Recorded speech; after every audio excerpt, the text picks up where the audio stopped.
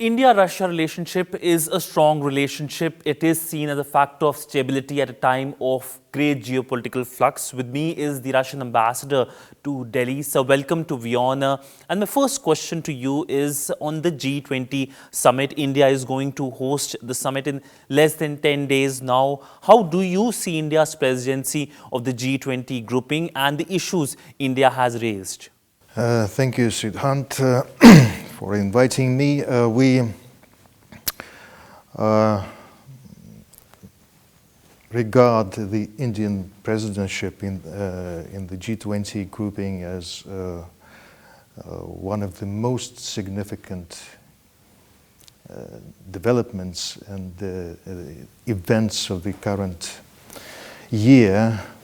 We have been very closely engaged with the Indian presidency and with the member countries on the agenda that India has proposed, have come out very strongly in support of the priorities of the Indian presidency. On all the issues, we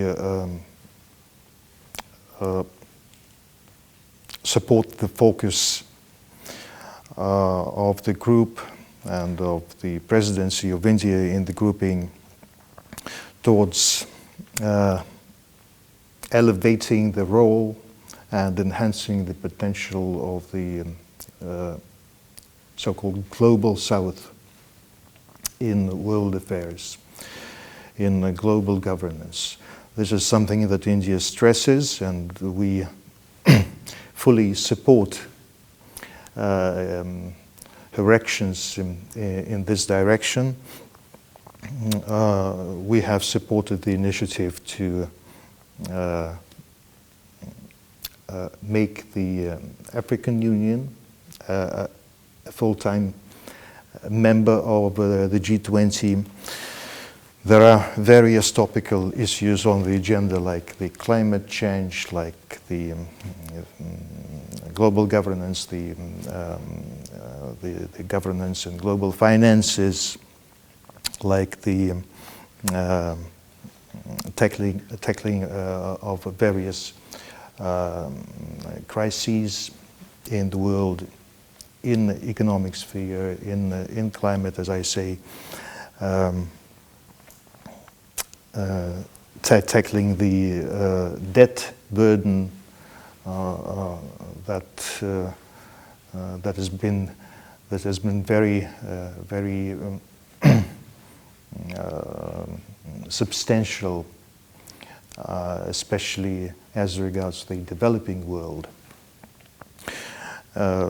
We hail and support the initiatives as regards the such spheres and areas like digitalization, something that India puts focus on, like regulation and regulation of digital currencies, like startups support.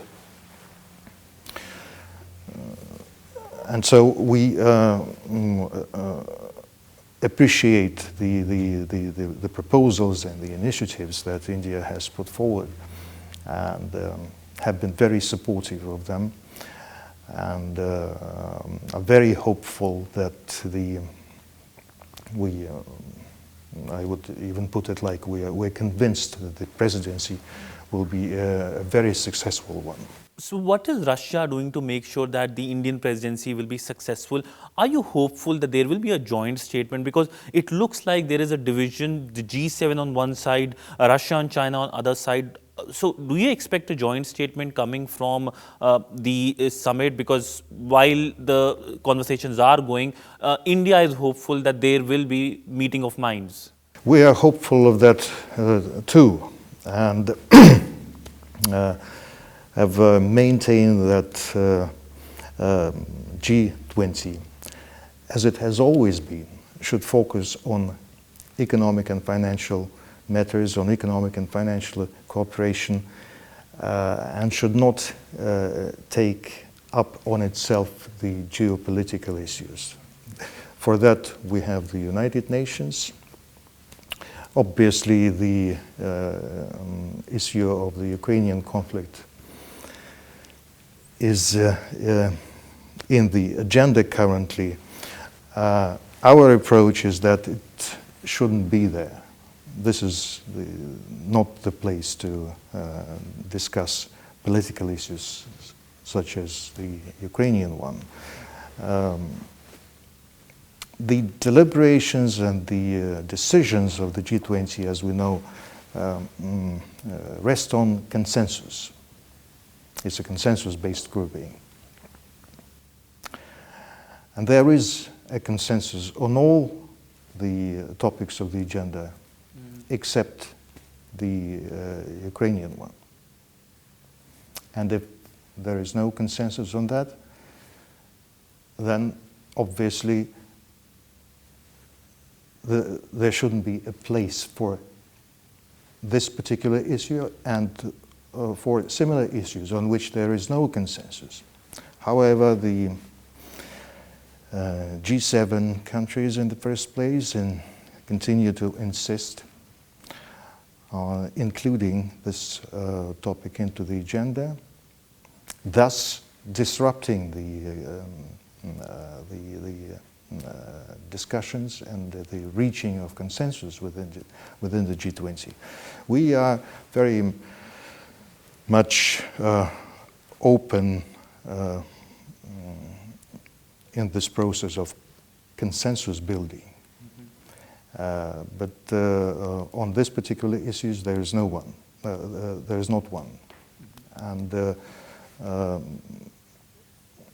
the way forward would be, a solution would be to remove this item from the agenda. But as I say, the G7 continues to insist on that, and obviously we have not been able so far to find a solution to that. However, we are hopeful that the preparation of a declaration continues. Further discussions will take place, and we are hopeful that there will be a formula, a mutually acceptable formula on which we can, to which we can arrive. But let's see. At the moment, the discussion looks like stuck. But let's see. The most important way forward would be to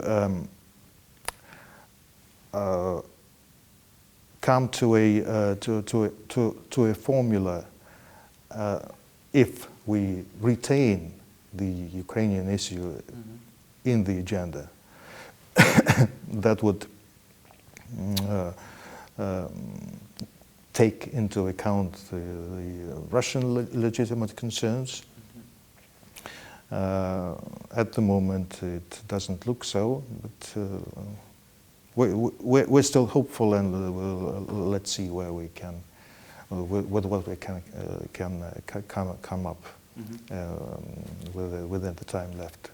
So the Russian president will not be present in person, and the Russian foreign minister will be present, something we saw at the Bali summit as well. So what's the reason that the Russian president is not present in person? Because relationship is quite good as well, and I'm pretty sure that there must be a lot of hopes here in Delhi that we could see the visit of the Russian president. And there are reports saying the Russian president is traveling to China for the BRI summit in October. So if you can talk about that as well. I'm not aware of his plans to travel elsewhere, be it China or some other country. We'll know about that in due course. But I'm not aware of any such plans at the moment. As far as the G20 summit is concerned. We're looking forward to President Putin's participation in the summit. Had accepted the invitation with gratitude. Yesterday, as you know, there was a telephone conversation between our leaders, and my president explained to the Prime Minister the motives and the reasons that made him unable to come in person. We appreciated such an opportunity to directly conveying to the Indian Prime Minister the reasons for which the president would stay back. Obviously, the situation, the current situation, doesn't permit the president to travel, and he's required back home. So now asking a very broad-based question, now moving on to the relationship bit. How do you see the India-Russia relationship currently? How would you characterize the relationship, if you can talk about it briefly? This is a very comprehensive question. This could become like book as well, but that is why I said briefly, sir. We can speak about it at length. I would say that the relationship between Russia and India is one of the most advanced and comprehensive ones. Very diversified, historical one. Our friendship has a legacy to it. We are very proud of this legacy. We actively communicate with each other and cooperate in all possible spheres and areas, be it politics or economy or people-to-people contacts, culture, education, science and technology. There are various action plans and roadmaps. Intergovernmental commissions are working, joint working groups, and many other tracks, numerous tracks. What I would like to point out, however, is that the relationship we have is characterized by one very specific and very valuable asset, and that is trust. Mm-hmm. Because, you know, when we speak of trust, we can call the relations trustworthy, and India has trustworthy relations with other countries. We have very advanced relations with other countries besides India. But the Russia-India relations stand out for these characteristics because we have proved, not by words, but by actions to each other, have proved the support of each other at the time of crisis. And this is very important. Words ultimately don't matter, actions do. Mm-hmm. And such level of relations one cannot gain and reach overnight. Mm-hmm. Even a decade is not enough. Mm-hmm. There should be a legacy to that, a legacy of actions, mm-hmm. a history of actions, and this is something that makes our relationship a unique one. We and India has a unique relationship with other countries for various by various characteristics, but ours is also unique for this particular reason, for the reason of trust that has been displayed and gained by us through actions. This is something that we very much cherish. So now coming to the segment of the relationship, trade is one segment which has seen an increase in the momentum. We saw the trade reaching a substantial portion, something that has been lauded by two sides. If you can talk about if the momentum in the trade aspect continues, and also there is a concern as well over the trade deficit issue, something that the Indian side has been raising. If you can talk about how you are allaying that concern. The momentum is very much increasing. As you know, we have become one of the fourth major trade partners of India. Currently, the trade volumes stand at around more than 40 billion annually, and it's on the rise. We have increased the volumes of trade threefold if we take the first half of the current year. It's on the rise still. The Indian exports are on the rise as well, although, as you correctly said, there is this huge disbalance in trade, and we are looking at further increase of Indian exports towards Russia. Something that we anticipate and are hopeful of, considering that the interest that we register, the interest of India to increase its exports to Russia is very obvious. The interest of various Indian companies to do business with Russian counterparts is very obvious. It is very evident the other way, in the opposite direction, and that is on which we are now focused, and something that we discuss between the governments, and something that towards which we encourage the private companies, the private players from both sides to participate and to be more active. There is an obvious interest, and we are hopeful that it would become it would result in the increase of exports and in the increase of investments cooperation as well.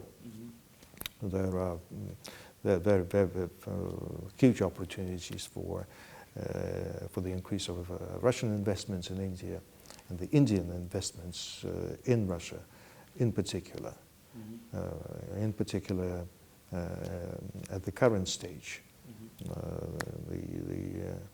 the opportunities are huge for the Indian business in Russia. So another aspect is the usage of the national currencies, Rupee Ruble mechanism. What is the update, or what is the status for it? Because there have been reports that the focus is usage of dirham or yuan. So is it true, or is the Rupee Ruble mechanism working and Russia is okay with Indian rupees? No, we're very much okay with the Indian rupees. We are even more okay with Russian rubles. The mechanism has been established. But I would agree that it doesn't work properly at the moment. For various reasons, but we have been in regular conversation with each other how to fine-tune it and to make it more efficient. Other currencies are in the use as well, but this is not a priority. We are keen to make the Ruble Rupee mechanism a working route and an efficient way to increase financial relationship between our countries. We would be happy with USD and with other hard currencies, but as you know, the US and the Europeans are not do not allow to do that. India recently had a pact with UAE for trading in national currencies, dirham, rupee pact. Do you think that as a model for India, Russia trading in national currencies, or that model can be used for trading with Russia via UAE? Frankly, I don't think so that it should be a major route for our financial relationship for the transactions between our countries. What we, however, welcomed and took notice of is the agreements and the prospects of the use of UPI system in the UAE, right?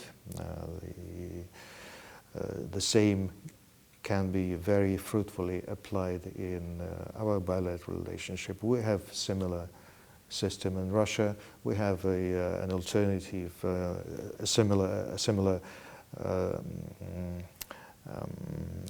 system similar to Rupee, and the increase of the use of the Indian systems of Rupee, of UPI in Russia, and of our systems as India would be a much welcomed development, and we are in talks with each other on this, and I'm very much hopeful that we will arrive at a mutually agreed arrangements as regards of the use of these systems in our countries. Another perspective of the relationship is that India has good relationship with many countries when it comes to P5 as well. One is US. We have seen a lot of high-level engagements. Do you think a strong India-US relationship could impact a historic and another strong relationship, that's India and Russia relationship? We hope that it would benefit the Russia-India relations. We do not develop our bilateral relations to the detriment of India's relations with other countries. India doesn't do anything of the kind either. However, the US has a different approach. It openly says that they are keen to disrupt Russia-India relations, something that we cannot accept and do not encourage. Our relationship with India, I would repeat, is aimed for the good, has a very positive nature. We do not accept the zero-sum games in international relations. We welcome the increase in the increase of India-US relations, the strengthening of this relationship, and do hope that they would not influence the relations that we have between us. Mm-hmm. India is not interested in that, of course. This is quite obvious. And so you know, the relations, the bilateral relations, any bilateral relations, they should be positive in nature and create a positive atmosphere and the opportunities for other relationships. Mm-hmm. For that, the approach of all the participants should be a positive one and should rest on positive attitude, not a negative attitude. Mm-hmm. We do not develop our relations with India against anyone. Mm-hmm. And are hopeful that the US also continues with its relationship with India, not against Russia or anyone else, mm-hmm. but for the good, not for the bad. Mm-hmm. So now moving gears to S-400, a conversation which has been part of the relationship between the two countries. What is the update as to when the entire system can arrive to India? There have been reports saying that there could be delays or there are delays because of the ongoing conflict. Is it true? If you can clarify on that as well. As far as S-400 is concerned, the supplies and the delivery, we have a plan, a mutually agreed a plan according to which we proceed with the deliveries and with this agreement. There is a timetable. I would not like to elaborate on that, but there is a timetable mutually agreed upon, and we proceed in full accordance with those mutual understandings and agreements as far as the S-400 deliveries are concerned. Mm-hmm. So energy cooperation has become a major pillar of this relationship, other than, of course, defense, space. So on energy cooperation, if you can talk about where the trajectory is going, because India has substantially increased its energy imports from Russia, despite the Western pressure as well. So how do you see the prospects of this cooperation going forward? We are very optimistic as regards the prospects of our energy cooperation, not only in oil supplies and not only in hydrocarbon sector, but also in the nuclear energy sector. Mm-hmm. As you know, we have our flagship project at Kudankulam, which is going on track. This is the only example of nuclear energy cooperation that India currently has with any countries. As far as the oil supplies are concerned, they are on the rise. The level fluctuates, obviously, but generally there is the increase of supplies, and we are keen to continue with this dynamics. But besides supplies, we have been very closely engaged on investment projects, mm-hmm. Both ways. We have investments, huge investments projects in India. India has invested a lot in the Russian energy sector. There are